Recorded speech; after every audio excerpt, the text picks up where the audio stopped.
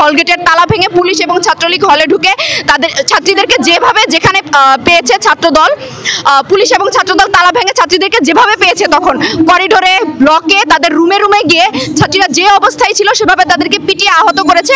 প্রায় 2 শতাধিক ছাত্রীকে তারা এইভাবে আহত করে। কারণটা ছিল কি? কারণটা ছিল শামসুন্নাহার হলের যে সাধারণ শিক্ষার্থীরা ছিল, তখন সাধারণ শিক্ষার্থীরা চেয়েছিল যে হল দখলদারিত্বের যে একটা রাজনীতি ছিল, অর্থাৎ তৎকালীন ছাত্রদল নেত্রী কর্তৃক শামসুন্নাহার হলের ছাত্রদলের যে সভাপতি ছিলেন, সেই ছাত্রদল সভাপতি এবং বহিরাগত কিছু ছাত্রদল নেত্রী মিলে হলে একটি দখলদারিত্বের রাজনীতি গড়ে তুলেছিল।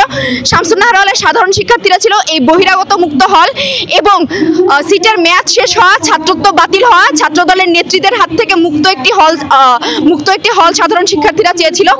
তখন সাধারণ শিক্ষার্থীরা তখন একটি প্রতিবাদ গড়ে তোলে, সচেতন হয়ে তারা আন্দোলন গড়ে তোলে। সাধারণ শিক্ষার্থীদের ওপর তখন ছাত্রদল এবং পুলিশ গভীর রাতে চড়াও হয়, তারা লাঠিসোঁটা নিয়ে ছাত্রীদের ওপর আক্রমণ করে। তারা ছাত্রীদের যেই একটা যৌক্তিক দাবি ছিল, সেই যৌক্তিক দাবিতে কেন তারা দাঁড়িয়েছে, ছাত্রীদের সেই যৌক্তিক দাবিতে দাঁড়ানোর অপরাধে, সেই যৌক্তিক আন্দোলন করার অপরাধে ছাত্রীদের উপর তারা চড়াও হয়।